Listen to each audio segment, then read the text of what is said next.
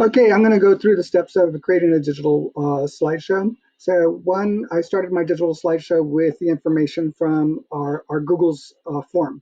So the Google form here lists all our schools, our teachers, will allow the students to place their grade level, and that's all captured. Within that, and it also allows them to upload their artwork.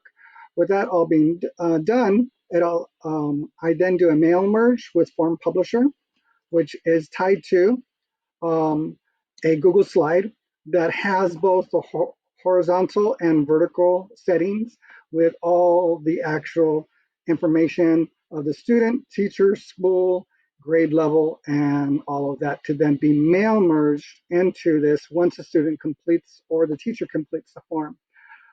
When the student or teacher completes the form, let me undo all of that. This is the actual output of the form, which has all the information. And as you can tell, this particular version is best to be vertical rather than horizontal because the picture fits that way. And you can then stretch out your pictures or resize them whichever way that you want. So once I've done that, I gathered all the information. I can then download a JPEG, which I've already done. And then from the JPEG, I can add it to my Creativity is Not Canceled photo album, which is in Google Photos. I can click on the copy link and make sure that it is viewable with anybody with a link, but they can't edit it. And you can put it on all your social media platforms. Uh, what this also allows you to do is in the Google, let me go back to a step. When I copy this, I can actually paste it into the slideshow. And when I paste it into the slideshow, it comes up with this nice little, do I link it or do I not link it? And I like to link to original file. So any edits that I would need to go back to the other file would then update in this original art show. From the art show, you can go publish to web. And when you go publish to web, you can go embed, and you're going to get the embedded code that you can then copy and paste and place on a website.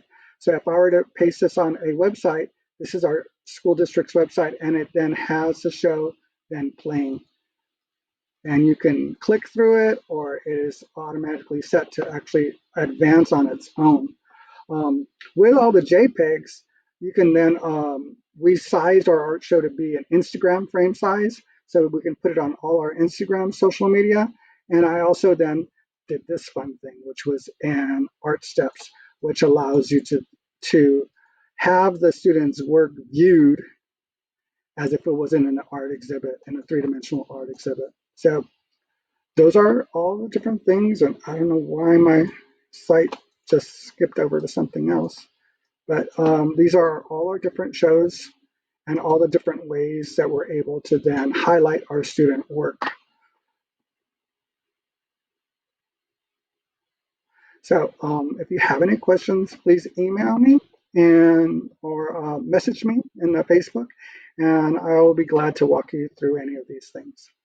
But this was our art show, and it went rather well. And the students were really liked being able to see it in all these different kinds of formats, which was on the school district site, which was placed in a Google photo album, which was then translated into a 3D museum, and all these different ways that you can then highlight your students' work. So thank you for listening to me. Really like working with Google Forms, with mail merge and Google Slides because it allows me to highlight the students' work very cleanly and quickly. Bye-bye.